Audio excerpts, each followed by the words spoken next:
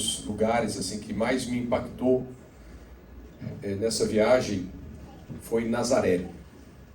Nazaré foi a cidade onde Jesus cresceu, onde ele foi criado, né? Se você abrir a sua Bíblia em Lucas capítulo 4,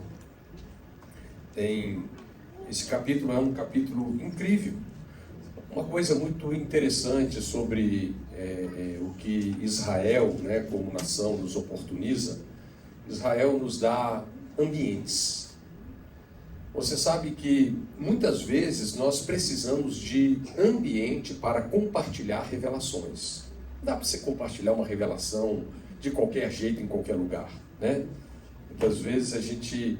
E Israel é incrível sobre isso. Pensa, você está no Monte das Oliveiras, abrindo a Bíblia para ler sobre o Monte das Oliveiras, né? Então, muitos roteiros que nós fizemos, eles estão muito dentro de coisas que aconteceram no Evangelho. E o capítulo 4 de Lucas aqui é um deles. O capítulo 4 de Lucas começa, Jesus, ele vem do seu bar mitzvah, vamos dizer assim, né?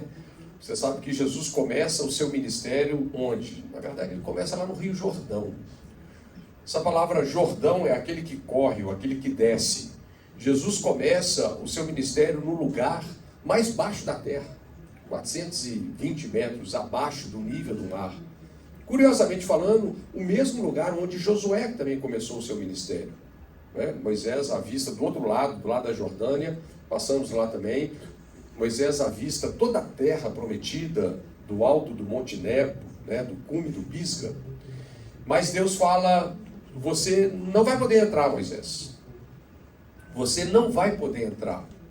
E uma aplicação interessante é porque a lei exige tanto, né, mas a graça sobretudo. Então, antes de Israel entrar na terra prometida, houve uma troca de liderança.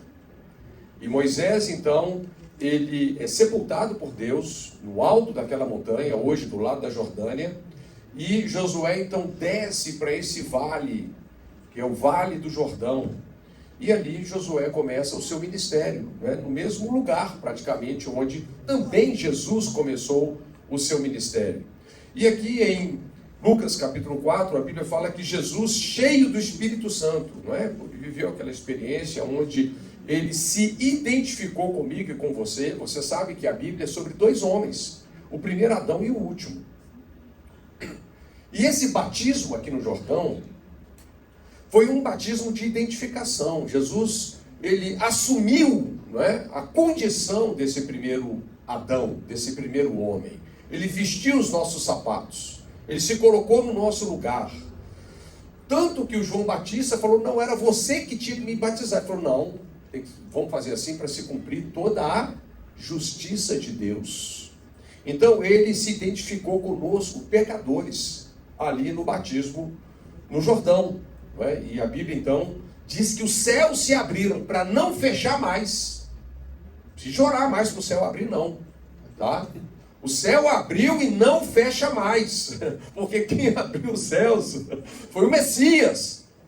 E a Bíblia diz que o Espírito Santo, em forma corpórea de pomba, desceu sobre ele e o revestiu.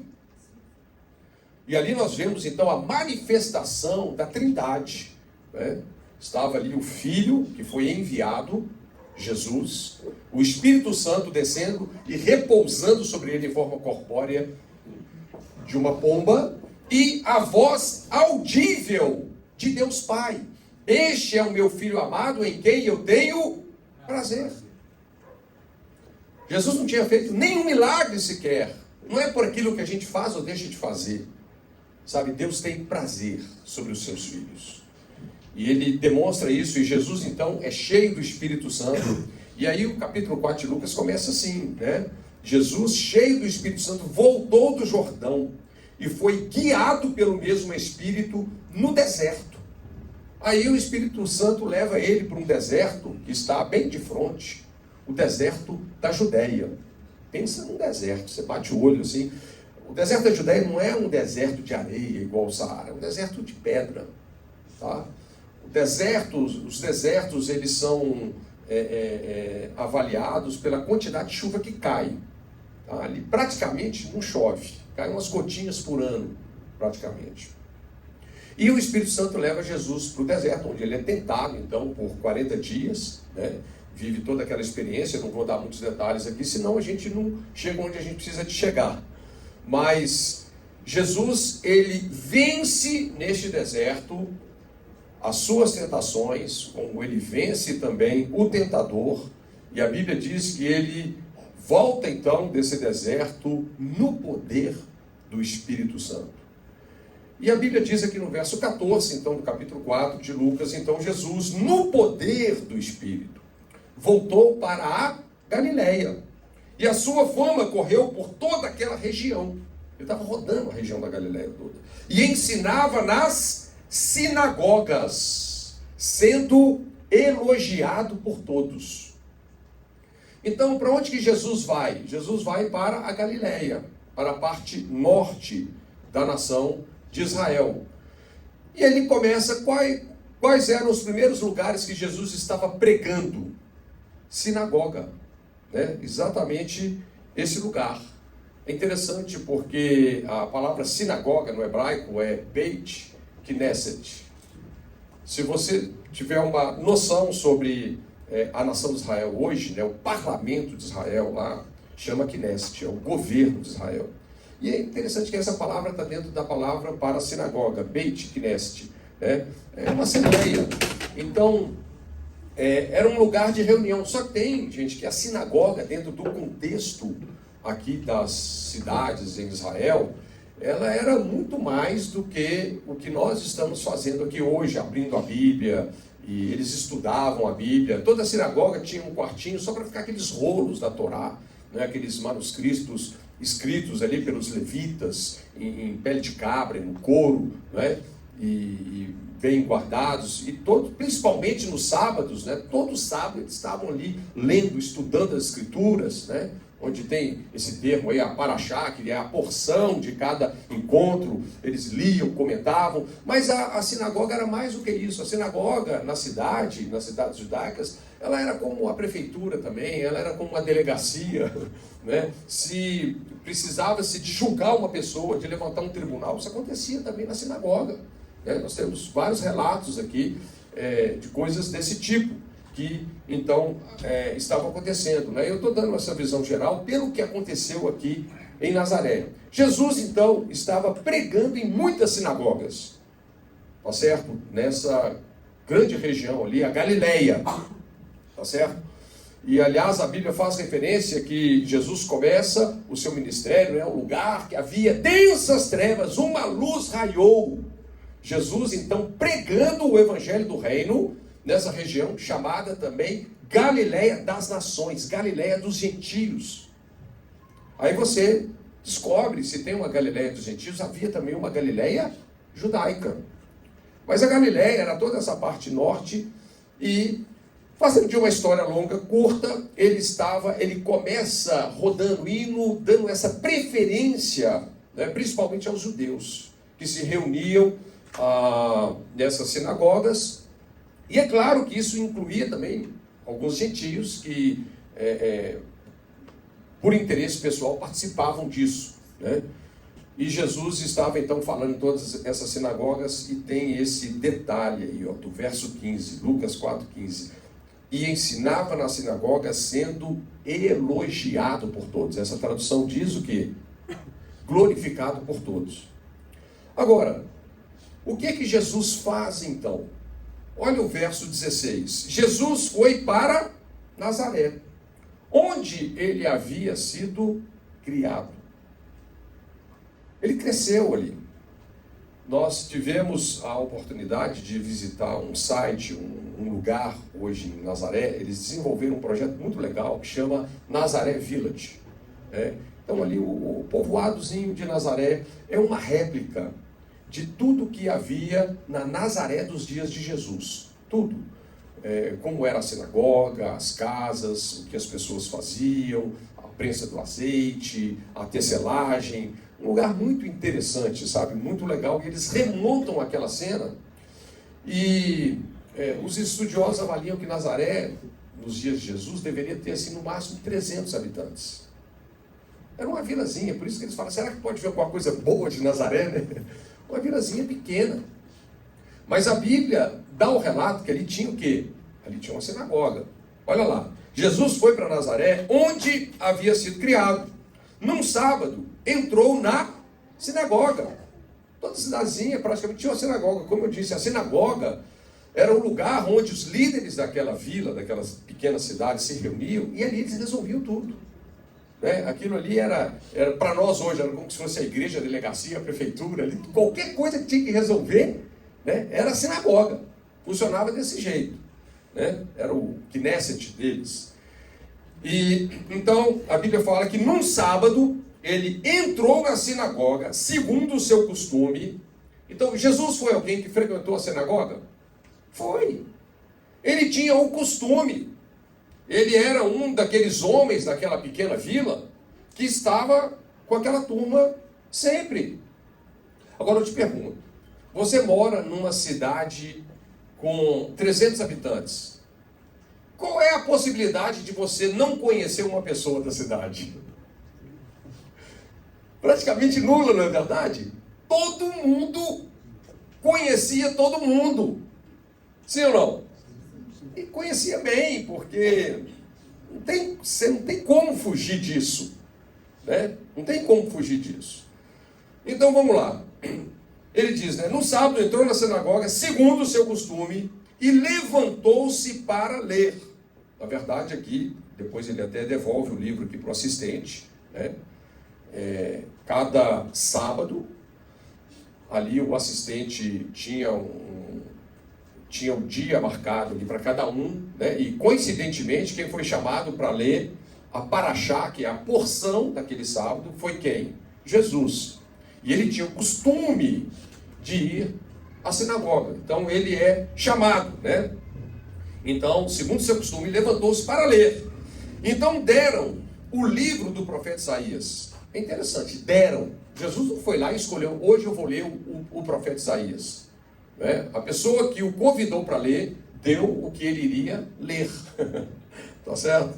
E ele, abrindo o livro, achou o lugar onde estava escrito: o Espírito do Senhor está sobre mim, porque ele me ungiu para evangelizar os pobres, enviou-me para proclamar libertação aos cativos e restauração da vista aos cegos, para pôr em liberdade os oprimidos e proclamar o ano aceitável, o ano da graça do Senhor. Ele então lê essa porção. Agora, a gente estava discorrendo aqui em todo o capítulo 4, começa exatamente com essa experiência, quando Jesus é revestido de poder lá no Jordão. É interessante, porque quando Jesus nasceu, ele foi anunciado como Senhor. Ele foi anunciado como o Rei dos Judeus. Mas nada que fizesse menção ao seu ministério de pregação, ensino, cura de enfermos, libertação de demônios. Nada disso. Mas quando o Espírito de Deus o revestiu, a partir desse momento, Jesus passou a viver em função do propósito da unção que passou a repousar sobre ele. Ou seja, quando Deus unge uma pessoa, Deus unge para algo específico. Eu quero dizer que tem uma unção para você, para algo específico. Não é?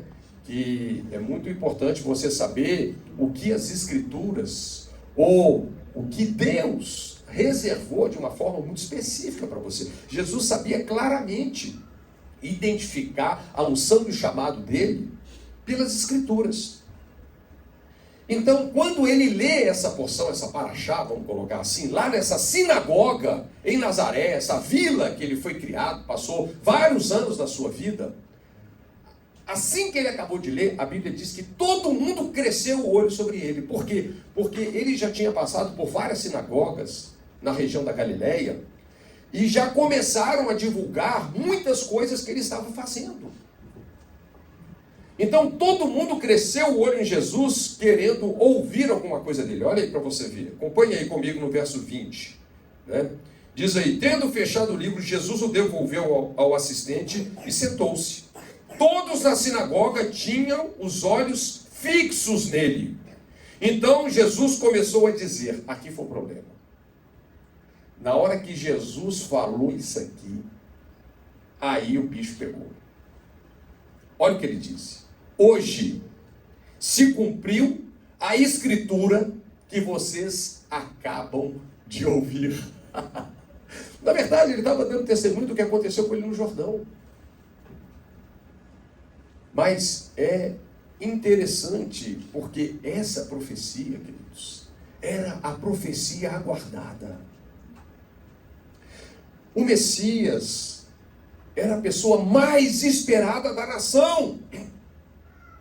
E agora, de repente, Jesus, né, na visão dos nazarenos lá, o filho de José, chega, lê a profecia mais importante de toda a nação para eles, porque Isaías foi esse profeta messiânico, e ele declara abertamente, cumpriu, eu sou ele. Aí o negócio aqui ficou tenso, né? E Jesus continuou a falar. Olha o testemunho sobre ele. Então vamos lá. Hoje se cumpriu a escritura que vocês acabam de ouvir. Todos davam testemunho dele e se maravilhavam das palavras cheias de graça. Não eram palavras de graça, eram palavras cheias de graça que lhe saíam dos lábios e perguntavam. Olha a pergunta dos caras. Não é esse o filho de José? Então, Jesus leu o coração dos caras, né? Sem dúvida, vocês citarão para mim o provérbio, médico, cure-se a si mesmo. Médico, cure-se a si mesmo. Eu fiquei pensando, né, o que é que Jesus queria dizer fazendo essa abordagem para todas aquelas pessoas, incluindo os líderes que estavam dentro daquela sinagoga. Na verdade, que aquela pequena vila, eles viram Jesus apenas como filho de José. E na perspectiva de toda aquela vila, onde todos se conheciam muito bem, a família de José, na perspectiva deles, não encaixava com quem deveria ser o Messias. Tipo assim, médico, cura-te a ti mesmo, né? Olha, se você fosse o Messias, você teria uma família melhor. Você teria condições melhores. Porque existem profecias sobre o Messias que falam sobre o esplendor da glória do Messias. E eles olharam para todo aquele contexto. Vocês lembram quando José e Maria apresentaram Jesus lá no templo? Eles ofereceram que um rolinho, que era a oferta das pessoas que tinham menos condições. Eles estavam dizendo, médico, cura-te mesmo. Cara, vocês são pobres demais para serem a família que trouxe o Messias. Vocês não encaixam. E talvez, querido, sobre você, pode ser que muitas pessoas olhem para você e te vejam inadequado para muitas coisas. Mas quando o Espírito de Deus está sobre a sua vida para algo, fechou.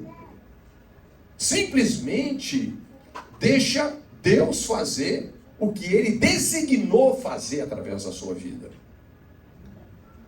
Então, eles olharam para Jesus apenas por uma perspectiva medíocre, humana, sem realmente compreenderem, né, a oportunidade que eles estavam diante dela.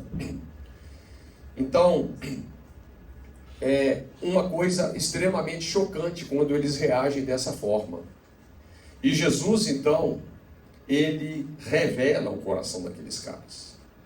E ele faz um tipo de abordagem que era uma abordagem extremamente rejeitada pelos judeus daquela época. Extremamente rejeitada. E não é difícil entender por que essa abordagem era rejeitada. Ele fala sobre Elias, né? Se você continuar lendo o texto aí, e a Bíblia diz aqui, na verdade, Lhes digo que havia muitas viúvas em Israel no tempo de Elias, quando o céu se fechou por 3 anos e 6 meses, reinando grande fome em toda a terra, e Elias não foi enviado a nenhuma delas, a não ser uma viúva de Serepta de Sidom, falando da Síria, um outro lugar. E a mesma coisa também sobre o discípulo de Elias, que foi Eliseu, que o único leproso, ele não curou nenhum leproso em Israel, mas curou um leproso que era um comandante do exército sírio. Agora, o que é que nós temos que entender, gente? Israel, como nação, tinha sido entregue aos gentios. Se tornou um povo e uma nação subjugada, pisada pelos gentios. Nessa época agora, mesmo aqui, nos dias de Jesus, Israel estava subjugada pelo Império Romano. Mas foram duramente subjugados por vários inimigos em épocas diferentes. E qual era, assim, o baluarte de todo judeu? O dia que o Senhor restaurar a nossa sorte, nós vamos ficar com quem sonha. Ou seja, aquela visão daquele Estado judeu restaurado, os inimigos vencidos. Mas de repente Jesus começa a falar o quê? Jesus começa a falar da dureza deles. Jesus começa a falar que a maneira que o coração deles estava se posicionado estava tendo mais favor para um gentio do que para um judeu. E isso daqui gerou aqui uma reação naquela sinagoga que está bem clara aqui, né? A Bíblia fala, verso 28, acompanha aí. Todos na sinagoga, ouvindo estas coisas, se encheram de ira. Os caras ficaram endemoniados. Os caras ficaram endemoniados.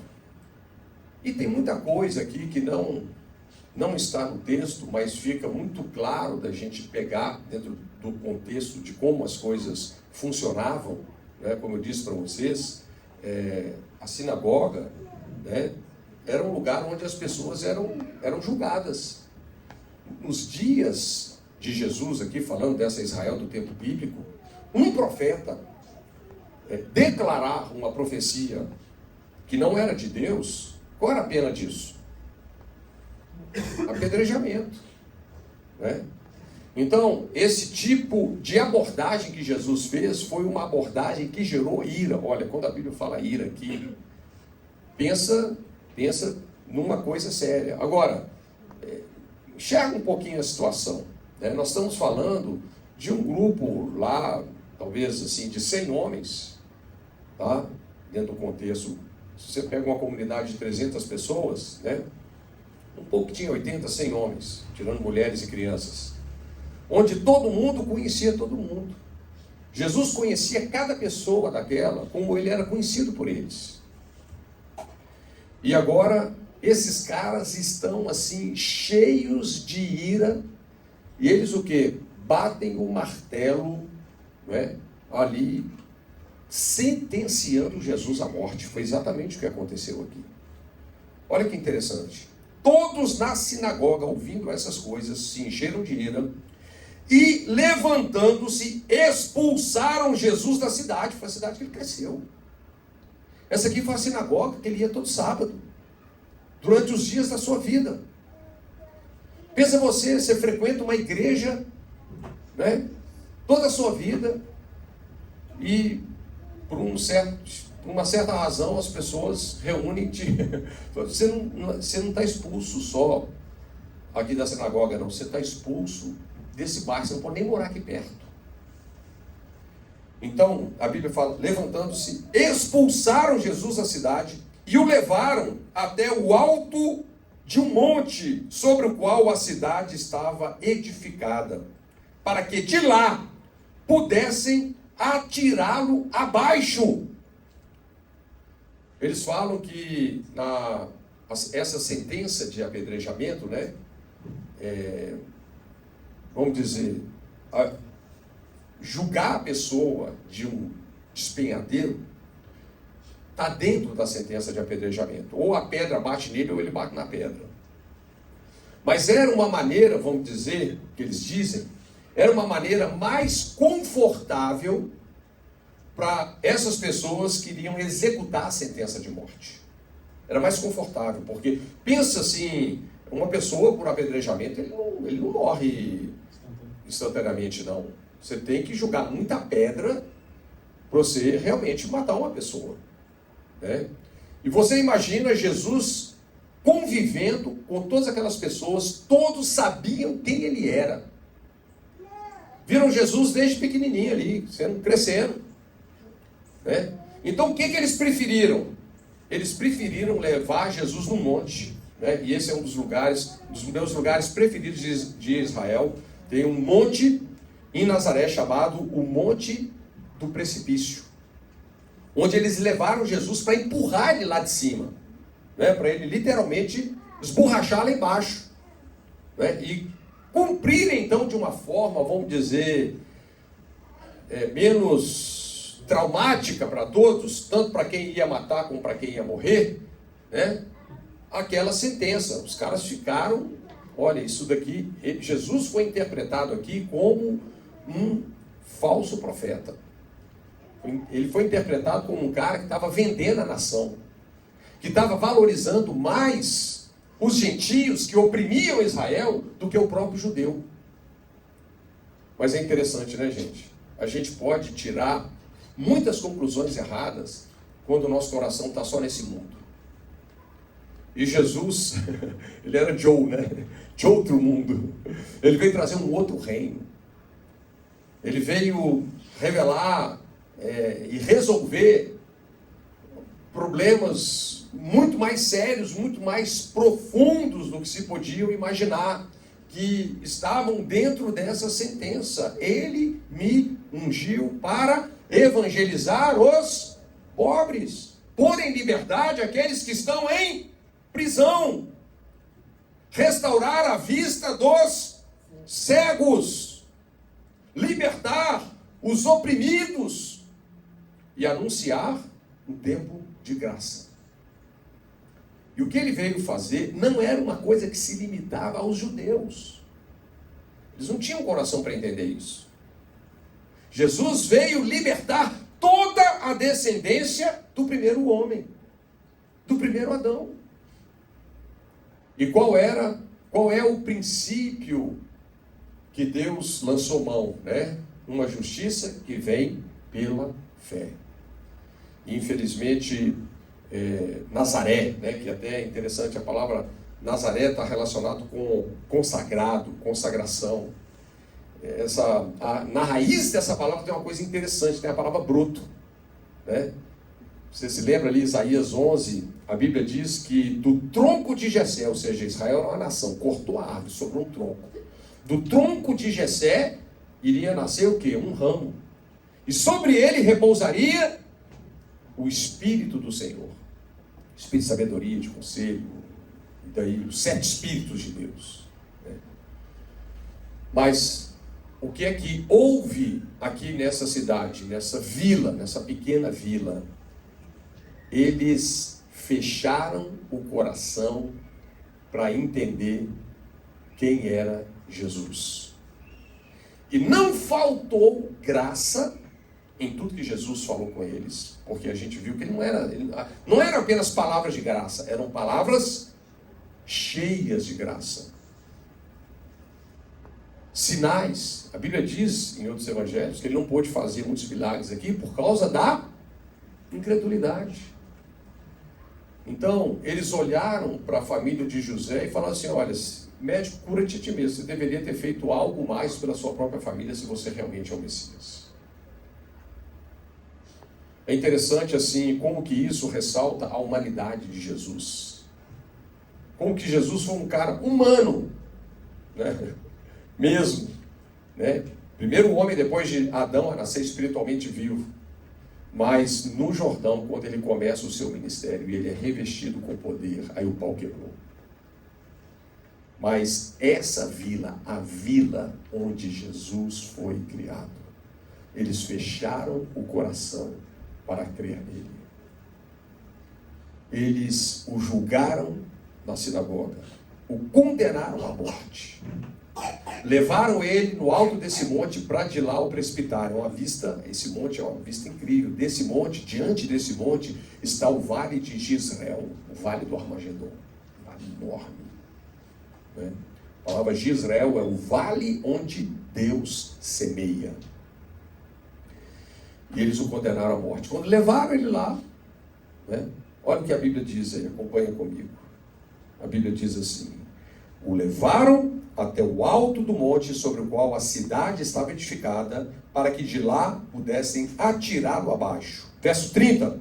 Jesus, porém, passando pelo meio deles, foi embora. Passando pelo meio deles, foi embora. Isso aqui foi uma coisa pesada. A Bíblia, não há mais relato que depois disso Jesus tenha voltado a Nazaré. Nunca mais voltou. O próximo verso diz: e Jesus foi a Cafarnaum, cidade da Galileia. A partir desse evento, Cafarnaum passou a ser a cidade onde Jesus morou. E Jesus morou em Cafarnaum pelo menos por 3 anos. Ali no centro da Galileia, à margem do mar da Galileia. Mas eu fiquei assim, criou um impacto no meu coração isso, sabe? Um lugar que Jesus conhecia todo mundo, era conhecido por todos. Uma cena como essa, Jesus ir embora e nunca mais pisar lá. Isso é a incredulidade. Sabe, não existe nada que fere mais o coração de Deus do que a incredulidade. Às vezes a gente pensa que o problema é o carnaval, muita gente está fazendo essas coisas que estão fazendo aí por causa... O que está na raiz? A incredulidade, isso aí. Hoje, queridos, a verdade verdadeira, como Jesus anunciou aqui, pecado é uma causa resolvida. Mas a única maneira de você fazer valer isso é adentrando a justiça da fé. É crendo no Messias. Então, vocês sabem, acho que essa pequena vila aqui tem algumas lições muito fortes assim para nos ensinar sobre sabe, a tendência que nós temos de julgar segundo a nossa vista, o nosso próprio parecer, e não segundo a reta justiça de Deus. Então, eu estava falando agora, tem um movimento de Deus acontecendo em algumas universidades lá nos Estados Unidos. A primeira coisa que os caras fazem é se levantar para achar que eles querendo fazer o papel do Espírito Santo. Isso aqui é de Deus, não é? Isso não sei o quê, isso não sei o quê. Né? Cheio de ideias. Aliás, assim, olha, é terrível. Quando o homem deixa de ter um coração aberto para conhecer a Deus e começa a tentar a explicar a Deus, isso aí só vai dar coisa ruim. Vai entrar numa religião sem fim. Uma religião que, por mais bem intencionado que as pessoas possam ser, eles trocam as coisas, invertem os valores. Mas o fato que Jesus viveu essa experiência ali, né, na sua cidade, na sua terra natal, mas ele cumpriu o seu ministério. Eu fico pensando assim sobre esses caras depois vendo tudo que Jesus ensinou, tudo que ele fez, como que ele marcou aquela nação. Mas com tudo isso é igualzinho nos dias de hoje. Jesus continua dividindo a opinião das pessoas. Ele continua dividindo a opinião de cidades, de nações. Não esse. Olha, ninguém... Ele é Jesus, ele é o Messias. Não, ele engana as pessoas. Isso aí é uma religião cega. Né? Criação de Roma. Uma invenção de Roma, uma invenção de não sei o quê. Mas é isso, queridos. A Bíblia é sobre esses dois homens, o primeiro Adão e o último dele. Jesus começou o seu ministério lá no Jordão, no lugar mais baixo da terra, o lugar onde o pecado produziu as suas piores consequências. Mas a Bíblia diz que quando ele morreu por nós, ele morreu não num vale, mas ele morreu num monte, num lugar alto, né? Hoje, ali na cidade de Jerusalém, o Monte Moriá, o Monte do Calvário, aonde ele foi sentenciado à morte e morte de cruz, onde voluntariamente, porque isso é importante ser entendido, Jesus não foi uma pessoa simplesmente assassinada. Ele escolheu morrer por nós e teve várias chances de declinar disso, mas não declinou. Ele disse: esse mandamento eu recebi do meu Pai, de dar a minha vida e tornar a reavê-la. E ali no alto do Monte Moriá, Monte Calvário, onde Abraão também ofereceu o seu filho em oferta a Deus, Jesus, segundo as Escrituras, morreu pelos nossos pecados. Ele foi sepultado, ele foi para o Sheol, para o porão dos mortos, como Jonas ficou 3 dias e 3 noites no ventre de um grande peixe, ele ficou no inferno. Mas a Bíblia diz que ao terceiro dia, a morte não pôde suportar o Filho de Deus. Ele ressuscitou para ser o caminho, a verdade e a vida. E a boa notícia do Evangelho é que o Senhor Jesus morreu por todos os nossos pecados. Não há um pecado que Deus não possa te perdoar. Por que a questão da incredulidade é uma coisa tão séria?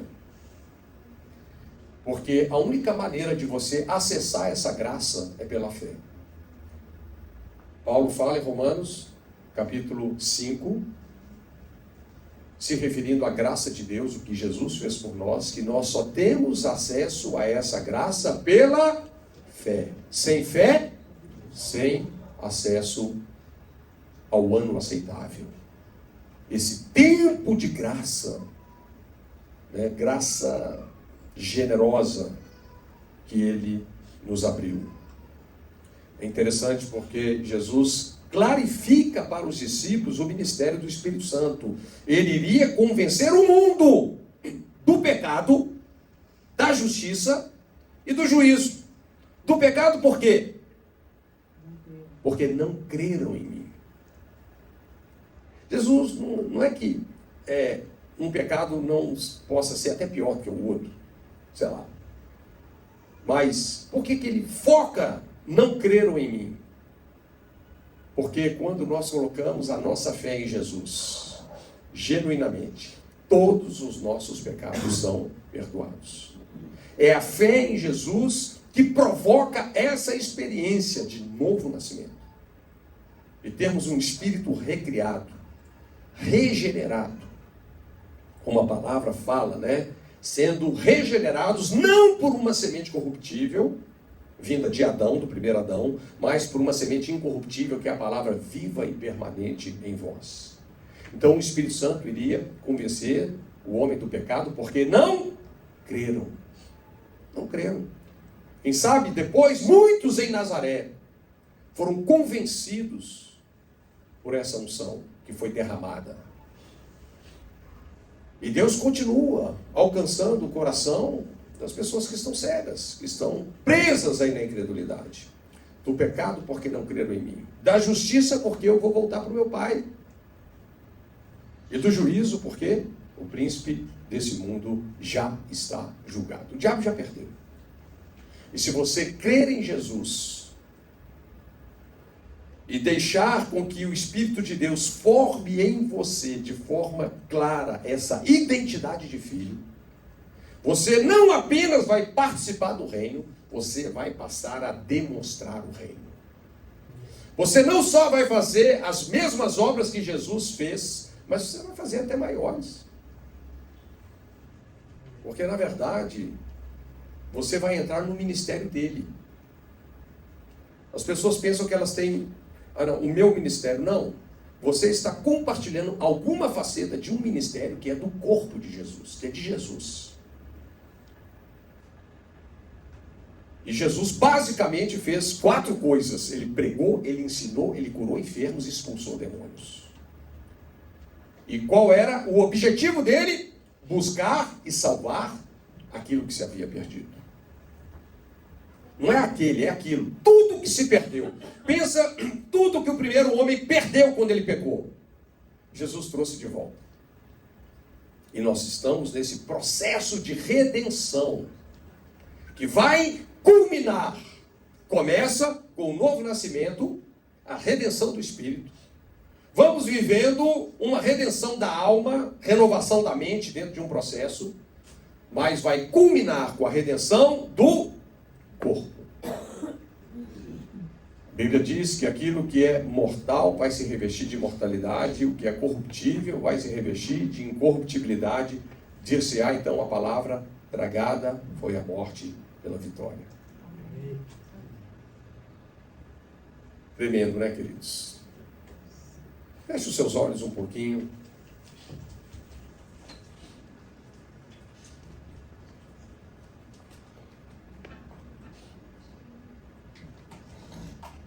Eu só quero imprimir essa palavra no seu coração. Tudo é possível para aquele que crê. Tudo é possível àquele que crê. Se alguma coisa tem ficado para trás na minha vida ou na sua vida, é porque nós deixamos Jesus passar e a gente perdeu a oportunidade de crer nele, porque ele é a resposta para qualquer dilema que uma pessoa, que uma família ou que uma nação possa ter.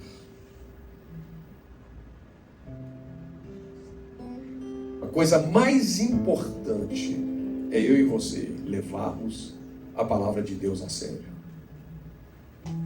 Porque tudo que está escrito neste livro está escrito para o nosso proveito. Se nós não misturarmos fé, como diz Hebreus capítulo 4, não terá proveito. Mas tudo que nós misturamos fé aqui é nosso. É para a nossa redenção.